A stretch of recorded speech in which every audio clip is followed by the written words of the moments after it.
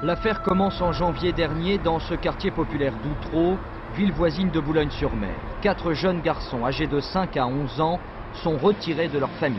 Les services sociaux soupçonnent des actes de pédophilie. En février, les parents sont interpellés et écroués, tout comme un autre couple qui vit dans le même immeuble. Dans l'actualité également, à Outreau, près de Boulogne-sur-Mer, une affaire de pédophilie qui continue à enfler. Elle avait commencé avec la mise en cause des parents qui abusaient sexuellement de leurs enfants. 4 personnes supplémentaires sont soupçonnées et en garde à vue. Un huissier de justice, un prêtre ouvrier et 2 patrons de sociétés belges de cassettes vidéo. Les fouilles se sont poursuivies jusqu'à 23 h, infructueuses pour l'instant.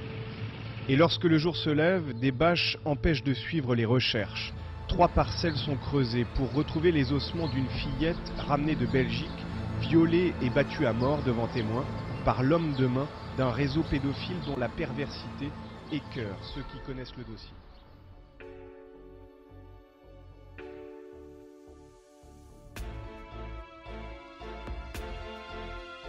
C'est une histoire abominable, digne d'un film d'horreur.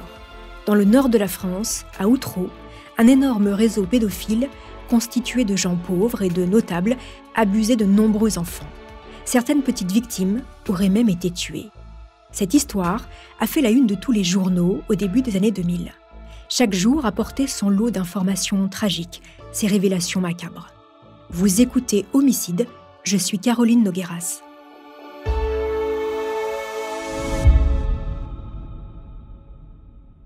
Ce roman noir, j'y ai cru, comme la France entière. Puis, il y a eu le procès, 4 ans plus tard, où l'on découvrait le visage des monstres d'Outreau, comme la presse les avait surnommés. Parmi les 17 accusés, il y avait une boulangère, un chauffeur de taxi, un huissier de justice et un prêtre. Certains clamaient leur innocence, d'autres reconnaissaient les faits. Après 2 procès, 4 personnes furent condamnées et les 13 autres, qui se disaient innocentes, furent finalement acquittées. Alors comment en est-on arrivé à une telle erreur judiciaire ? Voici donc l'affaire d'Outreau, l'histoire d'un terrible fiasco judiciaire.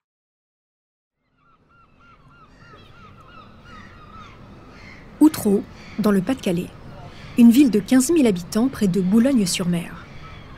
La cité HLM de la Tour du Renard est composée de 7 bâtiments de 5 étages sans ascenseur, entourés de petits pavillons. Un peu plus loin, un bout de campagne, quelques vaches et à l'horizon, des falaises et la mer du Nord. Les habitants de l'immeuble des Merles ont l'habitude d'entendre hurler le père Thierry Delay, le gros gaillard du 5e étage, souvent ivre, qui injurie sa femme Myriam, ses enfants et parfois même les voisins. Dans ces moments, tout le monde se barricade chez soi. Mais ce 25 février 2000, Thierry semble avoir pété les plombs un peu plus que d'habitude. De son balcon, il balance tout ce qui lui passe par la main. Un téléphone, une friteuse, une console de jeux vidéo. Tout atterrit dans un terrible fracas sur le parking. Myriam n'en peut plus. Elle a peur. Réfugiée chez une voisine, elle appelle les services sociaux de Boulogne-sur-Mer pour qu'ils viennent récupérer de toute urgence ses 3 derniers garçons. L'aîné, Shérif, a déjà été placé 2 ans plus tôt. Les Delay sont donc déjà connus des services sociaux. Des centaines de pages dans un dossier qui s'épaissit un peu plus chaque année. Myriam et Thierry sont incapables d'élever leurs enfants. Aucun des 2 ne travaille. Myriam est totalement dépassée. Ce 25 février 2000, les 3 derniers de la fratrie sont à leur tour emmenés et placés dans des familles d'accueil. Ils ont 3, 5 et 8 ans. Les droits de visite chez les parents sont maintenus le week-end.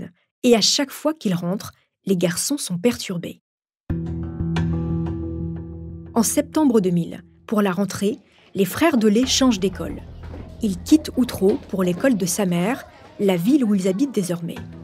Dans sa classe, Dimitri, le 2e, a un comportement étrange, des attitudes obscènes. Il a baissé son pantalon et s'est mis un stylo dans les fesses devant tout le monde. Le petit dernier de 4 ans, lui, a du sang dans l'anus. Mais ce n'est pas nouveau. Dans leur ancienne école, les instituteurs avaient déjà fait des signalements de graves troubles du comportement des enfants Delay. L'un se déshabillait en classe, se masturbait, bavait, devenait incontrôlable. Et il parlait souvent de secrets qu'il ne pouvait pas dire. Jonathan, le 3e, placé dans une autre famille d'accueil, a aussi une attitude étrange. il a demandé où étaient rangées les cassettes X. Peu avant les vacances de la Toussaint, chez sa tata, comme il appelle son assistante familiale, Dimitri, le deuxième, va finir par parler. Il lâche. « Papa me fait l'amour ». Et il raconte son quotidien chez ses parents. Un cauchemar. Son père le viole avec ses frères et il les force à regarder des films pornographiques et d'horreur toute la journée. Son assistante familiale Corinne lui demande s'il n'y a pas d'autres personnes. Et le petit garçon se met à énumérer une liste de 8 noms, des adultes qui lui auraient fait des manières. C'est le mot que les frères emploient pour parler des viols. Ce sont toutes des personnes a priori qui évoluent dans le microcosme de la cité des Delay. À la suite de cette révélation, l'assistante familiale de Dimitri prévient l'aide sociale à l'enfance. Le 5 décembre 2000, les services sociaux alertent le procureur de la République, Gérald Le Signe, qui confie l'enquête au commissariat de Boulogne-sur-Mer. 3 semaines plus tard, le droit de visite est totalement suspendu. Et en janvier 2001, soit 1 mois et demi plus tard, les enfants sont enfin entendus par les policiers. Et les 4 racontent. Leur père, violent, qui regarde des films d'horreur avec eux et qui se déguise la nuit en sorcière pour leur faire peur, puis qui leur inflige des sévices sexuels. Leur mère, Myriam, qui regarde et qui filme. Les 4 garçons donnent des prénoms aux 8 adultes qui les auraient violés. Aurélie, David, un certain Jean-Marc et puis un Thierry. Les détails sont sordides. Jonathan rajoute 4 prénoms supplémentaires à la liste noire. L'horreur s'ajoute à l'horreur. Que des prénoms, pas de nom de famille. Mais avec ces maigres informations, les policiers vont chercher dans la tour du Renard et ses alentours pour voir si des noms de famille correspondent aux prénoms. Et ils trouvent Aurélie Grenon et David Delplanque. C'est un jeune couple qui vit sur le même palier que les Delay. L'ex-compagnon de la voisine s'appelle Thierry Dosque. Et Jean-Marc, eh bien ce doit être Jean-Marc Couvlar qui habite à 300 mètres de la tour du Renard. Les 4 garçons Delay ne s'arrêtent plus. Maintenant qu'ils se sentent en sécurité, ils donnent d'autres prénoms de personnes qui leur auraient fait des manières. Leur assistante familiale, on le tourne. Comment est-ce possible? Elle note tous les prénoms, tous les détails. Et puis voilà que maintenant les petits donnent des noms d'enfants qui auraient connu le même sort qu'eux dans le salon de leurs parents.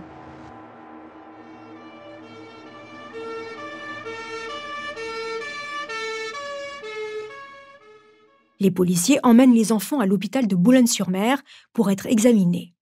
En 2001, l'expert en médecine légale près la cour d'appel de Douai trouve, je cite, des lésions évidentes d'actes de pénétration répétés chez l'un d'entre eux et chez les autres, des actes moins évidents, mais compatibles avec des actes de pénétration répétés. Puis les policiers font des recherches sur la base de données de l'hôpital et découvrent 11 hospitalisations en urgence pour l'un des fils, 9 pour un autre, tout ceci en moins de 3 ans.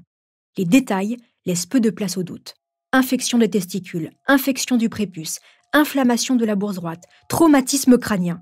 Et ce cauchemar dure depuis au moins 5 ans, selon l'aîné des garçons, Shérif Delay. Tout a commencé pendant les vacances de Noël 1995. Shérif reçoit comme cadeau de son père un film porno avant de se faire violer. Il a 5 ans.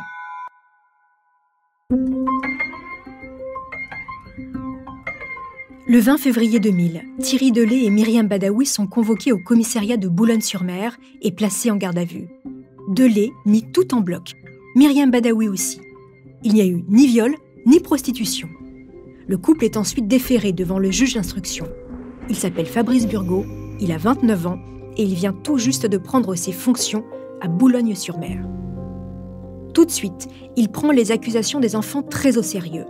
Puis, le juge des libertés ordonne le placement en détention provisoire du couple Delay. Mais depuis sa cellule, Myriam demande à revoir le juge. Le lendemain, dans son bureau, elle avoue. J'avoue avoir regardé des cassettes X avec les gamins. Mon mari entrait dans la pièce et les gamins pleuraient parce que mon mari leur faisait des trucs. Je l'ai vu. Mon mari m'a dit qu'il me tuerait. J'avoue avoir fait l'amour avec lui en présence de mes enfants. J'avoue avoir monté sur mon fils Shérif en 1997. J'avoue aussi que certains appareils ont dû servir aux enfants. Pourquoi je l'ai fait ? J'en sais rien. Je regrette beaucoup. J'espère que les enfants vont me pardonner. Je voudrais m'en sortir. Regarder des cassettes tous les jours, ça rend fou. Une perquisition est alors organisée au domicile des Delay. Les enquêteurs tombent sur 163 cassettes pornographiques, plusieurs godemichés et des menottes, des objets à peine cachés. Sur certaines cassettes, les Delay filment leurs ébats et sur l'une d'entre elles, on voit clairement le visage d'un enfant qui assiste à la scène. Le juge Burgot demande à Myriam s'il y avait d'autres personnes avec eux et il lui donne les noms divulgués par ses enfants. Mais elle dit qu'elle ne sait pas. Face aux accusations de ses fils, Thierry Delay, les yeux ronds, le corps dodu, répond toujours dans un vocabulaire simple. « Faux, c'est pas, me souviens pas ». Une information judiciaire est ouverte pour agression sexuelle, corruption de mineurs et proxénétisme. Si le juge Burgot n'a aucun doute sur la parole des enfants, c'est que plane dans son esprit, comme beaucoup, l'horrible affaire Marc Dutroux qui a eu lieu en Belgique en 1997. Ce pédophile enlevait, martyrisait et tuait des petites filles. Malgré des preuves accablantes contre lui, enquêteurs et magistrats n'avaient pas réagi à temps. Depuis, la parole des enfants a du poids et la lutte contre la pédophilie est devenue un enjeu politique majeur. C'est dans ce contexte que le jeune juge mène son enquête. Fabrice Burgot le martèle, les enfants ne sont pas des menteurs. Le magistrat et les policiers n'ont donc que la parole des enfants, mais ils vont s'y fier et ils se préparent à un énorme coup de filet.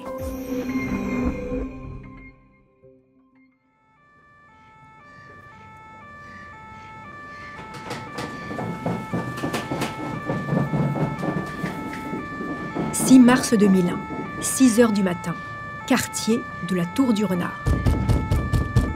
Sur dénonciation des 4 garçons Delay et la confirmation de Myriam Badaoui, une 60aine de personnes est embarquée.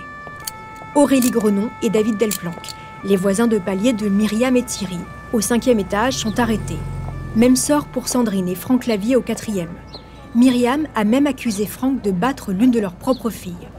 Puis c'est au tour de Thierry Dosque, un autre voisin, mais aussi des enfants de l'immeuble, dont ceux de Monique Fouquerolles, la voisine, amie et confidente de Myriam. Et puis, dans un pavillon près de la tour, on vient arrêter Jean-Marc Ouvelard. Jean-Marc, 43 ans, habite avec sa mère. Elle lui fait sa toilette, elle l'habille, elle s'occupe de tout, car Jean-Marc est handicapé physique et mental depuis sa naissance. La mère de Jean-Marc n'en revient pas. Que veut-on à son fils qui ne sait rien faire sans elle ?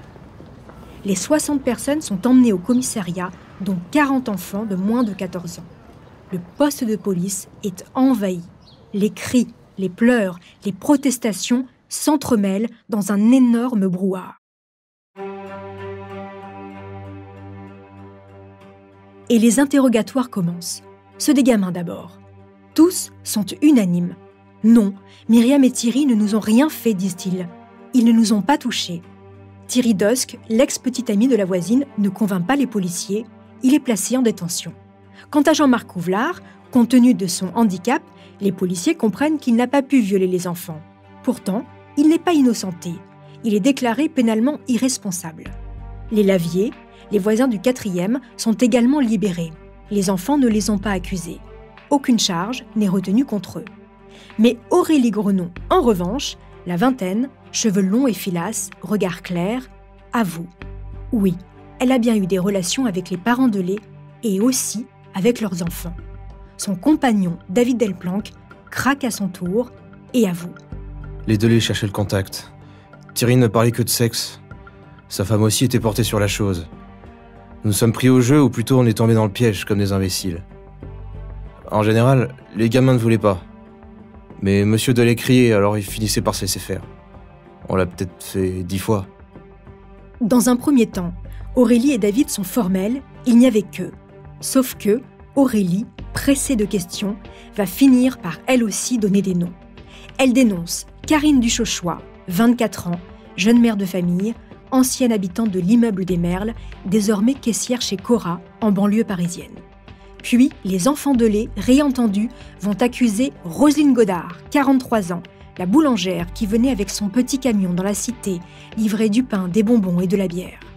Ils ajoutent François Mourmand, un ancien compagnon de Monique Fouquerolles, la voisine. Tous sont arrêtés en avril 2001 et mis en examen. Pour l'heure, seuls Myriam Badaoui, Aurélie Grenon et David Delplanque ont avoué. Thierry Delay persiste à nier les viols. Les semaines passent et les enfants Delay ne s'arrêtent plus de dénoncer. Quand Myriam rentre dans le bureau du juge, il lui dit « Il faut parler ». Alors elle parle et elle répète ce qu'ont dit ses enfants. Elle décrit des scènes de torture avec tous ces gens, à coups de baguettes dans les fesses, de fourchettes, l'horreur la plus totale. Mais plus les policiers fouillent, plus la confusion s'installe. Myriam, du fond de sa cellule, inonde le juge Burgot de courriers. Elle reprend le leitmotiv du magistrat « Les enfants ne mentent pas ». Oui, ils ont vécu tout ce qu'ils ont raconté. Et elle accuse son mari. Tout ça, c'est de sa faute à lui. Alors qui est Myriam Badaoui ? Comment a-t-elle pu en arriver à violer ses propres enfants ? Quant à Thierry Delay, violent, pervers, incestueux et alcoolique, quel est son parcours ?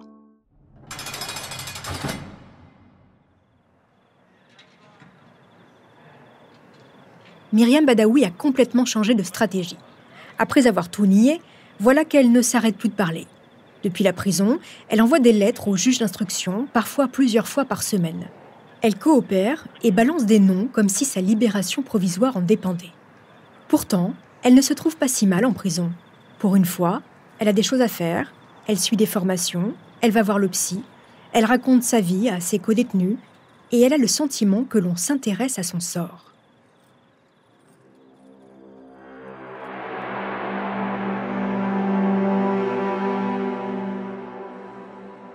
Myriam est la dernière d'une famille de 5 enfants.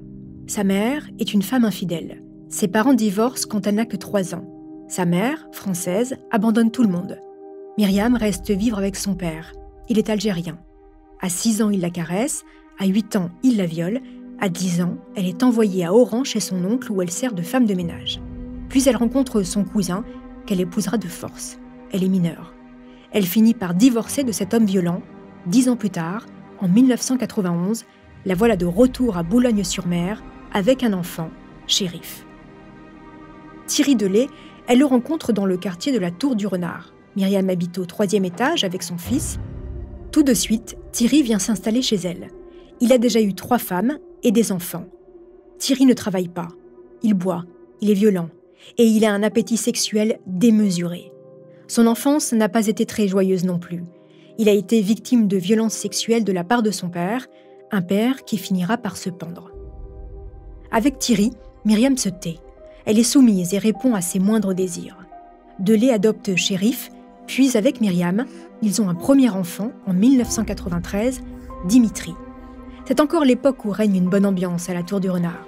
Les enfants vont et viennent, les parents s'entraident, on prend le café chez les uns, chez les autres. Il faut dire que les journées sont longues. La plupart des habitants sont au chômage. La vie est rythmée par l'emploi du temps des enfants qui vont à l'école et à leurs activités. Myriam est spéciale, ça, tout le monde le dit.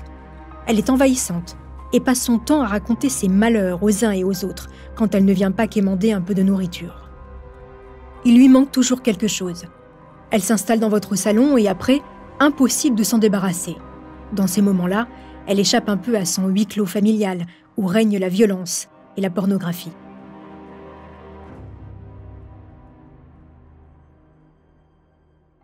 C'est au juge Burgot à présent qu'elle se confie, son seul lien avec l'extérieur. Dans la prison de Loos, personne ne vient la voir. Elle a beau écrire à ses anciens voisins, sa famille, tous ses courriers restent sans réponse. Alors au juge, elle raconte tous les drames de sa vie. En échange, elle aimerait bien obtenir une liberté provisoire. Mais ça ne vient pas. Elle lui a pourtant tout dit au juge. Alors pourquoi elle reste entre ces 4 murs ?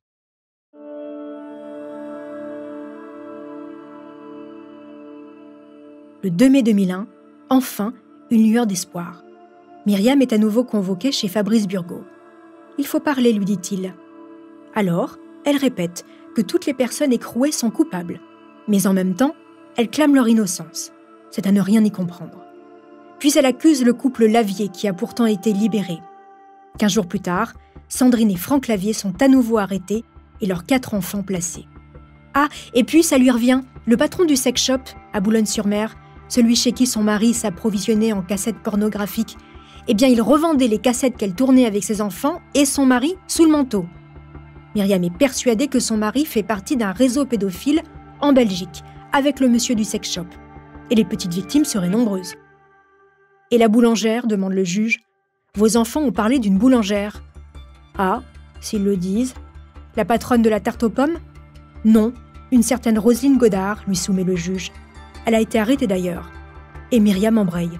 Oui, c'est vrai, Roselyne Godard participait aux orgies, ce qui permettait à Myriam d'éponger ses dettes envers elle. À chaque fois, c'est la même mécanique. Les enfants racontent des histoires, le juge les répète à Myriam abonde et en rajoute. Les semaines passent et Myriam reste en prison. Alors, elle recommence à écrire, elle dit au juge qu'elle en a marre. Vous promettez la sortie provisoire si on parle. Je vous ai tout dit, mais je commence à en avoir marre. C'est vous, la justice, qui poussez les gens au suicide. Tout le monde me regarde comme une criminelle. Même mon avocat me laisse tomber. Je prouverai, vous pouvez compter sur moi, mais vous me demandez des noms que je serais incapable de vous dire. Je suis malade, j'ai un kyste au niveau du crâne. J'espère que le juge tiendra parole. Aidez-moi. Mais toujours rien.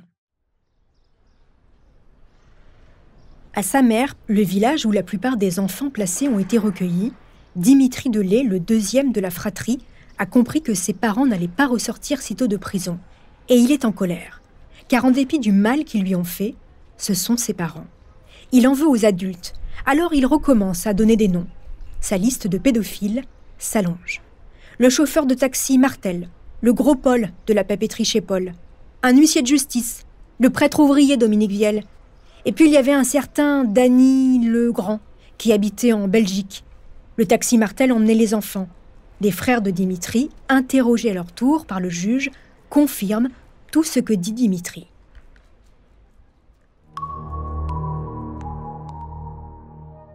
Fabrice Burgot en est sûr. Il a découvert un vaste réseau de pédophiles où se côtoient le quart-monde, pour reprendre l'expression du procureur, et les notables de la ville. Et il n'est pas le seul à le penser. Les avocats qui défendent les enfants de lait, leur mère Myriam Badaoui, Aurélie Grenon et David Elplanck, en sont aussi persuadés. Comment les enfants pourraient-ils donner autant de détails avec une telle précision? Écoutez l'intervention de maître Fabienne Roy-Nancion, l'avocate de Myriam Badaoui, au JT de France 3 Nord-Pas-de-Calais du 21 novembre 2001. Je n'ai pas senti un élément de vengeance ou un sentiment de vengeance dans ses propos. Simplement le besoin de dévoiler et de dénoncer tous les participants qui ont pu faire du mal aux enfants. L'affaire est tellement énorme que le juge Burgot décide de saisir la PJ de Lille. Les derniers dénoncés sont mis sur écoute. Mais cela ne donne rien. Et ce Dany Legrand, alors, en Belgique? Rien. Mais en cherchant, il y a bien un Daniel Legrand qui est dans les fichiers belges, car il a fait un chèque en blanc. C'est peut-être lui. Ah, sauf que son père s'appelle aussi Daniel Legrand. Mais alors lequel est-ce? L'urgence, c'est de protéger les enfants. Alors, sur la base de ces simples dénonciations, les services sociaux décident d'enlever une vingtaine d'enfants de la Cité du Renard à leur famille. Dans le quartier, c'est la psychose. Ceux qui n'ont pas encore été arrêtés s'enfuient, quittent la région avec leurs enfants sous le bras. Les enfants qui ont été arrachés à leurs parents, pressés de questions, finissent par craquer et reconnaissent avoir été violés et filmés par Myriam Badaoui. Le juge en a la preuve. Il est bien face à un réseau pédophile. Pendant ce temps, Myriam Badaoui, du fond de sa cellule, lui écrit. Vous tenez pas votre parole, car plus je dis, plus vous voulez que je mens. J'ai violé des enfants de mon plein gré, je l'avoue, mais j'ai pas participé à un réseau pédophile. Je suis à bout de nerfs, je sais ce que vous voulez, c'est me faire dire des mensonges. Plus que je dis, et plus vous voulez que je mens. On m'a promis ma provisoire, et là c'est autre chose. J'ai dit ce que je savais. Les enfants n'ont pas menti, mais j'ai pas participé au merdier de mon mari. Puis dans une autre lettre, elle écrit. Est-ce que vous faites des promesses à tous ceux qui vous ont comme juge? Tout dépendra de ce que vous me diriez, je verrai si je dois vous laisser sortir. J'ai tombé dans votre piège.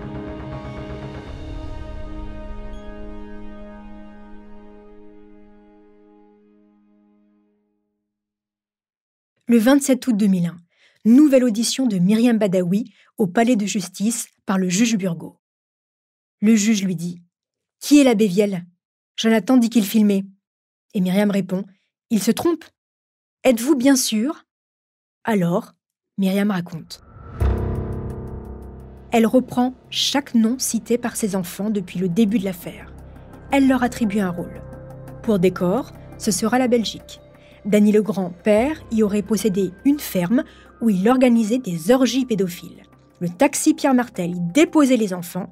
Il y avait aussi Roselyne Godard, la boulangère, et puis le couple d'huissiers, Alain et Odile Maréco, qui venaient de temps en temps.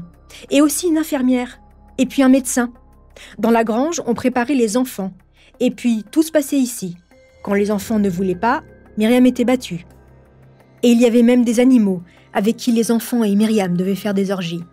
Myriam en rajoute, encore, avec une précision diabolique, et elle ne s'arrête plus. Mais elle reste en prison. Les accusations sont énormes, mais le juge Burgot ne se pose pas de questions. D'autant que les experts psy, choisis par le juge lui-même, pensent que les enfants disent vrai. Mais si Daniel Legrand, le père, est en effet le chef d'un réseau pédophile, pourquoi ne pas avoir vérifié ses comptes en banque et ses titres de propriété pour s'assurer qu'il possédait bien cette ferme ? Le 9 novembre 2001, les policiers emmènent 2 des fils de lait dans 2 voitures différentes en Belgique. Mais sur place, les enfants ne sont pas d'accord et ne montrent pas les mêmes maisons. Alors le juge montre les photos des 2 maisons à Myriam. C'est laquelle ? Celle au 81 ou celle au 87 ? Eh bien les 2, répond-elle. Les 2 fermes belges indiquées par les enfants sont également fouillées, sauf qu'elles sont habitées, et les recherches ne donnent rien. Au sex shop de Boulogne-sur-Mer, aucune vidéo avec des enfants n'est saisie.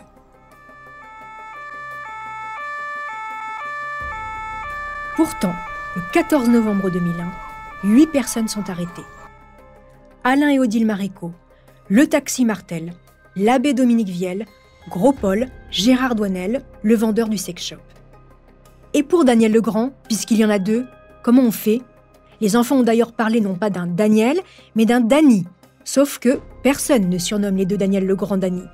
Pas grave, on embarque, et les 2, tant qu'à faire. En tout, 16 personnes sont désormais derrière les barreaux. Écoutez le reportage du JT de France 2 ce jour-là. C'est à bord de plusieurs voitures de police et cachées sous des couvertures que les 6 personnes soupçonnées de pédophilie ont été déférées ce matin devant le juge d'instruction. Parmi elles, un couple d'huissiers, un prêtre, 2 amateurs de vidéos pornographiques, un chauffeur de taxi.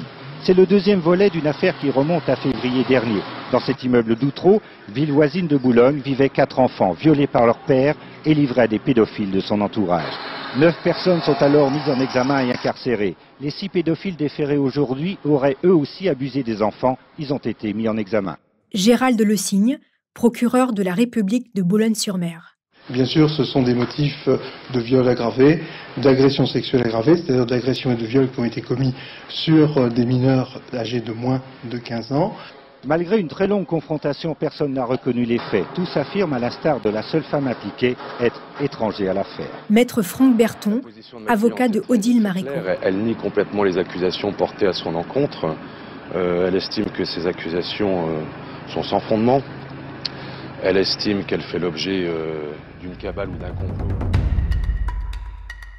Thierry Delay, depuis sa cellule de Longness, a tout suivi. Sur sa télé, il entend en boucle l'affaire d'Outreau. Depuis le début, il s'est muré dans le silence. Mais depuis la dernière vague d'arrestations, il n'en peut plus. Il faut qu'il parle. Début 2002, Delay envoie une lettre au juge Burgot. Il lui demande une confrontation avec Myriam Badaoui, car, écrit-il, « Ma femme a tout imaginé. » Et il rajoute, « À cause d'elle, des gens ont été accusés à tort. » Mais le magistrat reste sourd à ses courriers. Thierry Delay écrit aussi à sa femme. « Je suis encore tout bouleversé de tes nouvelles accusations. Je ne sais pas où tu as encore inventé cela. Là, c'est grave. Les accusés, eux, par l'intermédiaire de leur avocat, demandent au juge d'être confrontés aux enfants. Là encore, le juge refuse. Il ne faudrait pas créer de traumatisme supplémentaire pour les petites victimes. Les mises en cause sont néanmoins autorisées à rencontrer Myriam Badaoui dans le bureau du juge. Mais au lieu de se retrouver uniquement face à Myriam, ils vont être confrontés à leurs 3 accusateurs en même temps. Myriam donc, mais aussi Aurélie et David, les voisins de palier, et les seuls qui ont avoué depuis le début avoir violé les enfants. Dans le bureau du juge, Myriam a pris ses habitudes. Elle est à l'aise, elle règne en maître. Fabrice Burgaud lui pose toujours les mêmes questions. Cette personne a-t-elle violé vos enfants? Cette personne était-elle dans le réseau? Myriam répond oui, et les 2 autres, devant le regard insistant de Myriam, répètent à la lettre ce qu'elle dit. Chose étonnante, Aurélie Grenon, qui a avoué avoir participé au viol des enfants, n'a pas le même sort que les autres. Après les confrontations, elle rentre tranquillement chez elle. Le 17 décembre 2001, Daniel Legrand, fils, est à son tour confronté à ses accusateurs qu'il dit ne pas connaître. Du haut de ses 20 ans, il ne comprend pas du tout ce qui lui arrive. Lui n'a qu'une passion dans la vie, le foot. Il n'a même jamais touché une fille de sa vie. Alors ce dont on l'accuse, c'est du chinois. Il est issu d'une famille pauvre. Ses parents n'ont même plus de logement. Son père Daniel dort dans sa vieille voiture et lui a trouvé refuge chez une tante.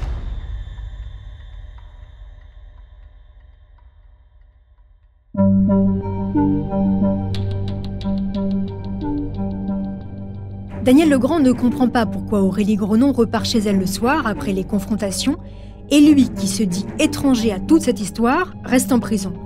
Alors c'est ça? Il faut mentir pour retrouver sa liberté?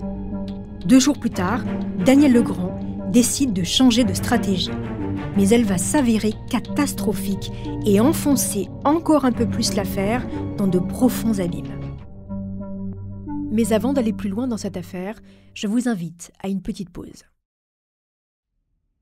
Le 4 janvier 2002, sur le bureau du juge Burgaud, une lettre est arrivée de la prison de Longnes. Elle est signée Daniel Legrand.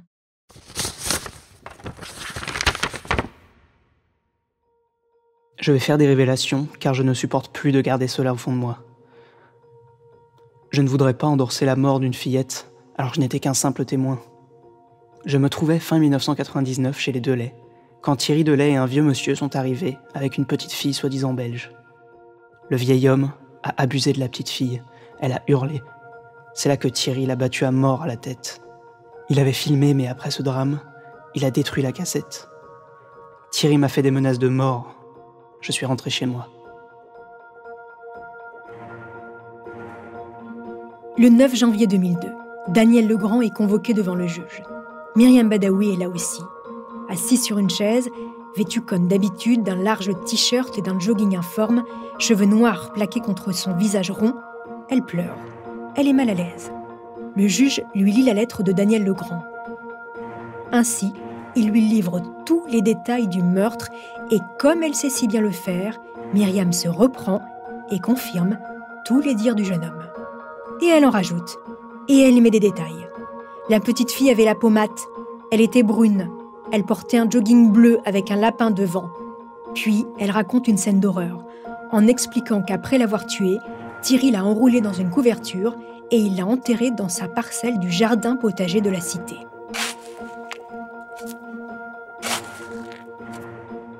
Le soir même, au journal de France 3, les téléspectateurs découvrent avec horreur la nouvelle. C'est cet homme d'une vingtaine d'années qui a écrit à la rédaction de France 3 un courrier qu'il faut prendre avec toutes les précautions. Dans une orthographe déplorable que nous avons intégralement reproduite, Daniel L. reconnaît sa participation au fait, mais va encore plus loin. Selon lui, fin 99, une petite fille, soi-disant belge, aurait été violée puis frappée à mort par 2 individus. Témoin de la scène, il aurait reçu des menaces pour qu'il ne parle pas. Aujourd'hui, il nous affirme son innocence dans un meurtre qui, selon lui, finira bien par être évoqué. Daniel L. a été entendu toute la matinée par le juge Burgaud, un juge à qui le prévenu a longuement nié toute implication dans l'affaire. Rebondissement en fin d'année. Daniel se met à parler, cite des noms, met en cause des notables. Tout ce qu'il dit a été vérifié, authentifié. Serait-on face au plus grand réseau pédophile jamais découvert en Europe, bien plus important que l'affaire Dutroux en Belgique? Thierry Delay est extrait de sa cellule. Entravé, la carrure épaisse et la barbe fournie, il avance vers son jardin potager sans rien comprendre. Il nie tout. Myriam est là aussi, entourée de gardes du corps, telle une grande personnalité. Elle donne des détails sordides. Alors, on lance les fouilles. Ce 11 janvier 2002, une grande bâche est tendue dans les jardins pour cacher aux habitants l'horreur que l'on pourrait découvrir et une tente est installée. Un hélicoptère de la gendarmerie survole la zone. Des pompiers creusent jusque tard dans la soirée, éclairés par de puissants projecteurs. Les journalistes tapent à la porte des appartements avec vue sur les jardins pour obtenir le meilleur point de vue possible. Sans relâche, à coups de pelleteuse, puis de tractopelle, les jardins sont retournés. Jonathan Delay, le troisième de la fratrie, a entendu les informations et il confirme. Oui, il y a bien eu une petite fille tuée, mais pas par son père. Le meurtrier, c'est Daniel Legrand, père. Mais ce n'est pas tout. Il y avait un bébé aussi, un bébé mort. Jonathan et Dimitri, son grand frère, sont amenés dans les jardins. Leurs indications divergent. Ils ne sont pas d'accord sur les lieux où les corps ont été enterrés. Après 3 jours de recherche, une terre retournée et une ville qui vit désormais dans la honte, il n'y a rien.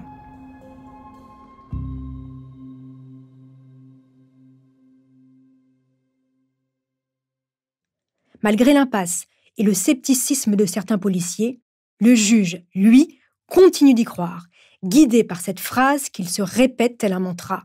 Les enfants ne peuvent pas mentir.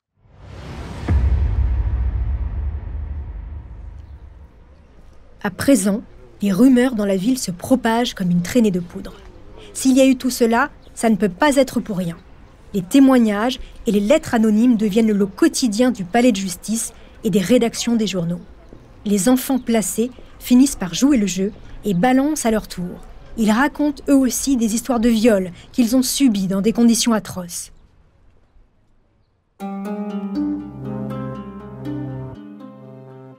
C'est un gardien de la prison de Langness, cette fois-ci, qui écrit au juge Burgot en février 2002. Il est inquiet pour l'un de ses détenus. Daniel Legrand, fils, est au plus mal. Il est affolé. Il a raconté à ses co-détenus qu'il a tout inventé. La petite fille, le meurtre, les viols, l'abbé Vielle, la boulangère, les maricots, les Delay, il n'en connaît aucun. Il n'a même jamais mis les pieds à Outreau. Il a fait tout cela pour faire plonger Myriam, cherchant à la déstabiliser et la faire revenir sur ses aveux.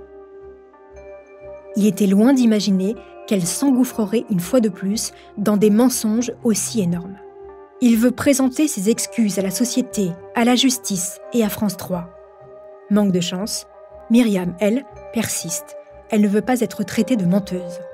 Les recherches lancées par Interpol n'aboutissent à rien. Aucune petite fille belge n'a disparu. Après des mois et des mois d'enquête, il n'y a aucune preuve matérielle, aucun élément probant. Rien, hormis des dénonciations. Et Myriam continue. À chaque fois qu'elle va voir le juge, elle invente une nouvelle histoire. Ils sont désormais 18 derrière les barreaux. Toujours en février 2002, une dernière expertise est réalisée sur Myriam Badawi. Il est indiqué que l'examen n'a pas mis en avant de tendance mythomane, mais elle peut manipuler. Les déclarations de Myriam Badawi sont crédibles et objectives. À sa mère, près d'Outreau, l'assistante familiale de Jonathan craint désormais chaque sortie avec lui. Un peu partout, il montre des gens du doigt, dans la rue, au supermarché, au parc. Toutes ces personnes lui auraient fait des manières.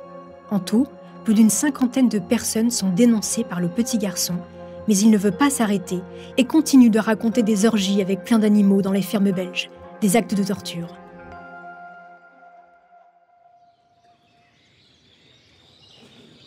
Myriam s'est enfin trouvé un rôle dans cette société et a fini par prendre goût à sa petite vie en prison. À l'inverse, les autres accusés sont en train de péter les plombs.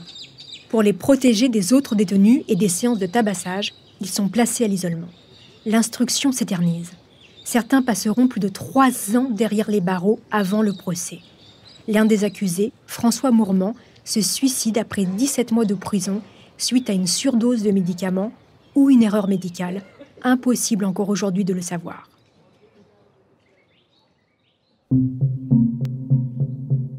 Quant aux avocats de ceux qui se disent innocents, ils ont beaucoup de mal à être écoutés par le juge. Les pièces du dossier leur sont communiquées avec du retard ou avec des feuilles manquantes. Burgot tenterait-il de paralyser la défense ? Au printemps 2002, soit 2 ans après le début de l'affaire, il n'y a toujours aucune piste sérieuse d'un réseau pédophile. Rien. L'enquête est dans une impasse. Le juge Burgot quitte Boulogne-sur-Mer pour rejoindre la capitale. Il vient d'être nommé à un poste prestigieux, substitut à la section antiterroriste. 17 adultes, Odile Marico, la femme de l'huissier, a finalement été libérée, sont enfermés depuis des mois.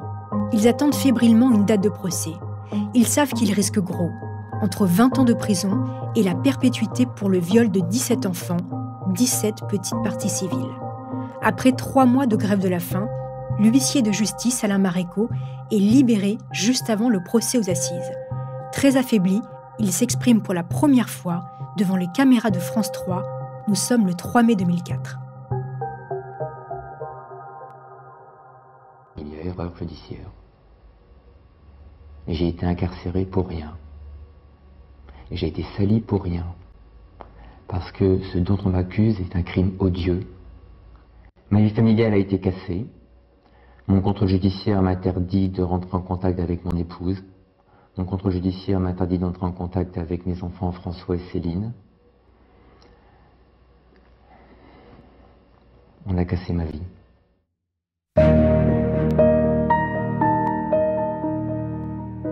Alain Maréco et ceux qui se disent innocents vont-ils convaincre les jurés ? Comment va se dérouler le procès tant attendu devant les assises de Saint-Omer ? Quel rôle Myriam Badaoui va-t-elle tenir ? C'est ce que je vous raconterai dans la dernière partie de ce fait divers. Mais avant d'aller plus loin dans cette affaire, je vous invite à une petite pause.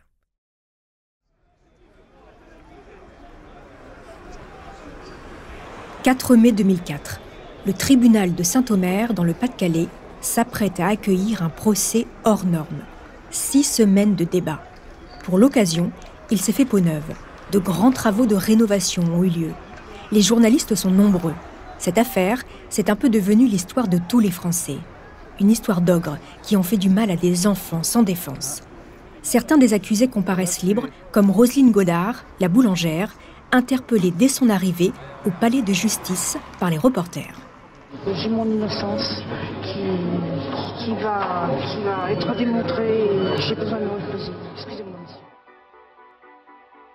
L'entrée du tribunal a pris des allures de hall de gare. 150 témoins attendent qu'on les appelle. Cela va durer 2 heures. Arrive enfin péniblement celle que tout le monde déteste, Myriam Badaoui. Elle a des béquilles car elle souffre d'une phlébite.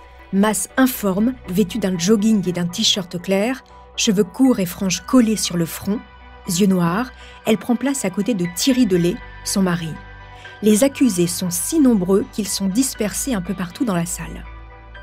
À la lecture du dossier, le public est horrifié. Les journalistes qui couvrent le procès sont des habitués des cours d'assises. En fond de salle, ils prennent note des propos des accusés, des témoins. Quand Myriam Badaoui prend la parole, ils se regardent. Quelque chose les dérange. Très vite, tous se forgent la conviction qu'elle ne dit pas la vérité. Ses propos sont délirants. Comme toujours, elle veut qu'on la plaigne. Mais en même temps, elle hurle quand elle n'est pas d'accord. Elle coupe la parole, balance même le micro sur Pierre Martel, le chauffeur de taxi. C'est un drôle de spectacle qu'elle donne à voir. Thierry Delay, son mari, 40 ans, à côté d'elle, ne dit rien. Il a du mal à cacher son imposante carcasse et son visage mangé en partie par une barbe noire. La tête baissée, il évite les regards. Le procès a démarré depuis 6 jours. C'est à son tour de parler. Vêtu d'un t-shirt rouge, il commence à nier tous les faits, comme toujours. Puis, son avocat, maître Olivier Da Silva, l'interpelle. « Avez-vous fait du mal à vos enfants ?» Et il répond « Oui. » « Vous les avez violés ?» Et il répond encore Oui, 2 à 3 fois par semaine.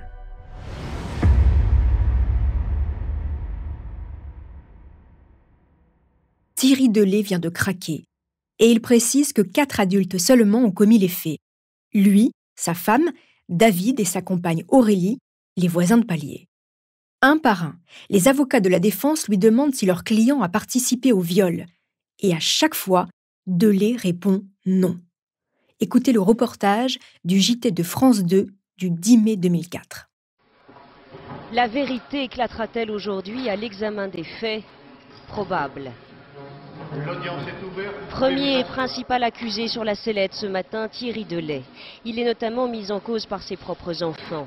Pressé de questions par le président de la Cour, puis par l'avocat général, mais aussi par les avocats de la défense, Thierry Delay cherche d'abord ses mots et se borne à quelques « je sais pas, je m'en souviens pas ». Au bout d'1h30, la pression est trop forte, il passe aux aveux « oui, j'ai violé mes enfants ». Maître Éric Dupond-Moretti, avocat de la boulangère Roselyne Godard. Je pense que pour ses enfants et puis pour défendre des gens dont il pense réellement qu'ils sont innocents, il a choisi de reconnaître les faits.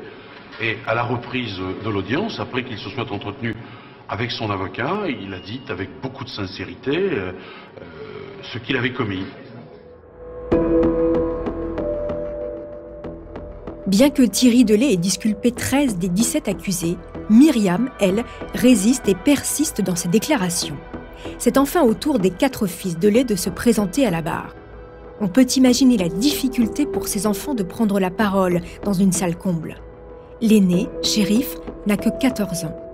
Cela fait 3 ans et demi qu'ils n'ont pas vu leurs parents. À Myriam, leur mère, ils font quelques petits signes affectueux. À Thierry, rien. Devant le président de la cour d'assises, ils maintiennent leur version. Elle est fantaisiste, elle est parfois contradictoire. La boulangère les a violés, elle a tué son mari avec une pelle. Sauf que le mari de la boulangère se trouve derrière eux, assis avec sa femme dans le box des accusés. Puis les enfants parlent à nouveau de la petite fille morte, une thèse pourtant abandonnée depuis bien longtemps. Les garçons seraient-ils en plein délire? Les carences affectives, la maltraitance extrême subie, auraient-elles à ce point bouleversé leur attitude et les poussé à s'auto-convaincre de ce qu'ils racontent? C'est en tout cas la thèse avancée par l'expert psychiatre Paul Bensoussan, appelé comme témoin à la barre par la défense. Myriam Badaoui repart très bouleversée par l'audition de ses enfants. Le lendemain, coup de théâtre. Myriam demande la parole. Elle a une révélation à faire. Écoutez le reportage du JT de France 3 du 19 mai 2004. J'ai menti, dit-elle. J'ai suivi les enfants, je ne voulais pas qu'on les traite de menteurs. Dans la foulée, Amélie Grenon, elle aussi, reconnaît avoir menti et accusée à tort. À la sortie du tribunal, les accusés qui depuis le début clamaient leur innocence s'effondrent, entre émotion intense et soulagement de voir s'envoler les charges qui pesaient sur eux. Roselyne Godard, la boulangère. Finalement, ils ont réussi à dire la vérité. Je peux pas leur pardonner parce que bon, il y a des choses qui se sont brisées dans ma vie. J'ai plus rien. J'ai même plus de maison. J'ai plus de toit. Je suis SDF actuellement. Karine Duchauchois. J'ai déjà fait un accouchement de 3 années et je vais pouvoir aller retrouver mon petit garçon. Voilà. Des vies bouleversées, des familles détruites et 13 personnes qui restent formellement accusées jusqu'à la fin du procès. Mais désormais, les charges qui pèsent sur elles, largement bâties sur le témoignage des enfants victimes, volent en éclats. 6 jours plus tard, alors qu'ils pensaient tous leur calvaire terminé, Myriam Badaoui les accuse à nouveau. Mais les enfants, réentendus, déclarent qu'ils ont menti et que les accusés ne les ont pas violés. Chaque journée d'audience apporte son lot de surprises et d'angoisse pour les prévenus.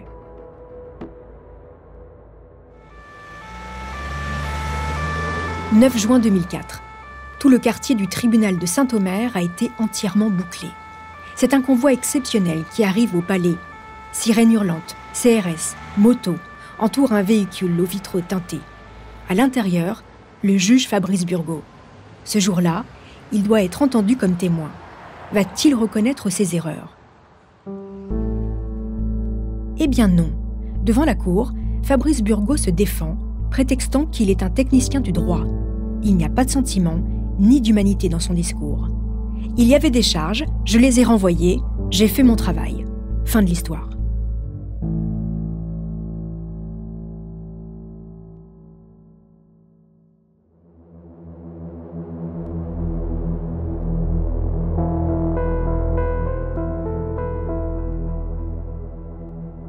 Après des semaines d'audience, c'est enfin l'heure des réquisitions. L'avocat général, Gérald Lesigne, demande la condamnation de Myriam Badaoui, Thierry Delay, Aurélie Grenon et David Delplanque. Pour les autres, il réclame également la condamnation de 6 d'entre eux, le couple Lavier, Thierry Dosque, Alain Maréco, Daniel Legrand, fils, et l'abbé Dominique Viel. Après 4 ans d'emprisonnement pour certains, 2 mois de procès et 15 heures de délibéré, le verdict tombe. Odile Maréco, la boulangère, le taxi Martel, Karine Duchauchois, Alain Brunet, Roselyne Godard et Daniel Legrand, père, sont acquittés. Mais l'huissier Alain Maréco est condamné à 18 mois de prison avec sursis. Sandrine Lavier à 3 ans de prison avec sursis. Daniel Legrand, 3 ans, dont 1 avec sursis. Thierry Dosque à 4 ans, dont 1 avec sursis. Franck Lavier, 6 ans.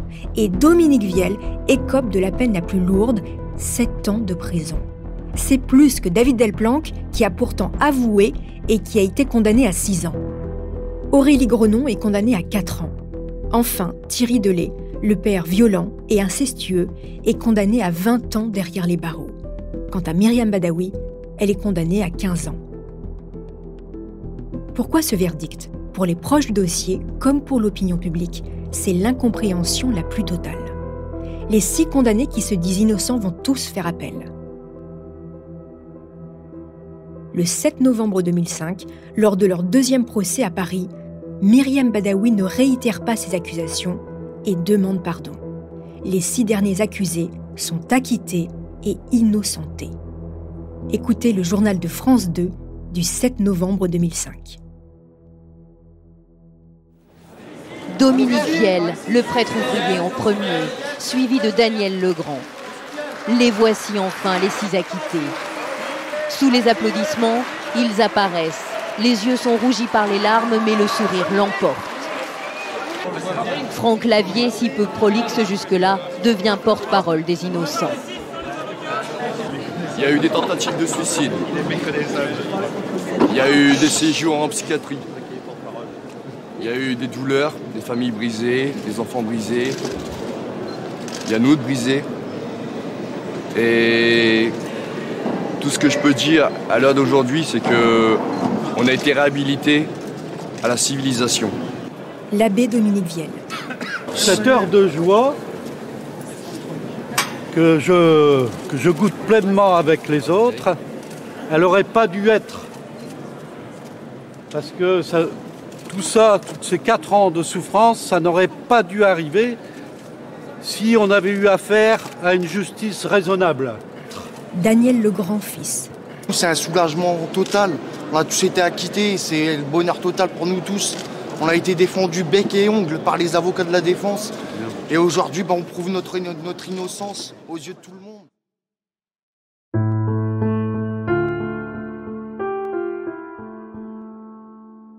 Quelques jours plus tard, le président de la République, Jacques Chirac, enverra en personne une lettre d'excuse à chacun des acquittés. Les 4 enfants de lait, Chérif, Dimitri, Jonathan et Brian, véritables martyrs de la pire des maltraitances parentales, ont été reconnus victimes par la justice, ainsi que 8 autres enfants. Chacun a reçu la somme de 30 000 € de dommages et intérêts. Les accusés à tort, eux, grâce à leur avocat, ont touché beaucoup plus, certains plus d'1 million d'euros. En 2015, 10 ans après son acquittement, Daniel Legrand, fils, a été à nouveau jugé pour la même affaire pour des faits qu'il aurait commis alors qu'il était encore mineur. Il a été entièrement acquitté. Enfin, en février 2012, sachez que le couple Lavier a été condamné par le tribunal correctionnel de Boulogne-sur-Mer, respectivement à 10 et 8 mois de prison avec sursis pour violences habituelles, sans caractère sexuel, sur 2 de leurs enfants. Le couple avait été également inculpé de corruption de mineurs, des vidéos prouvant que des adultes nus avaient mimé des actes sexuels devant de jeunes enfants au domicile des Lavier.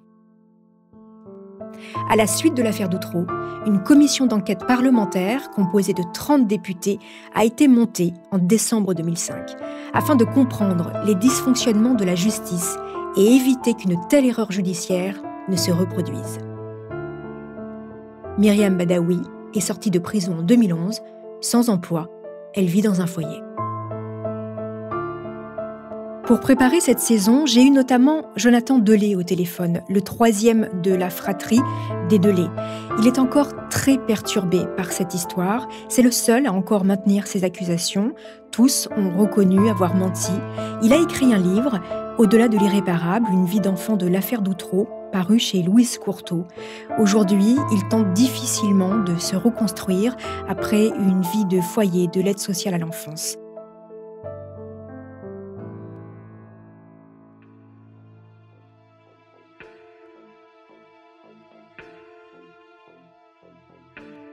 Merci, chers auditeurs, d'avoir écouté cette saison de Homicide. J'en profite aussi pour vous remercier pour votre fidélité. En attendant une nouvelle affaire, n'hésitez pas à me laisser des commentaires sur vos plateformes d'écoute préférées, sur Instagram ou sur Twitter.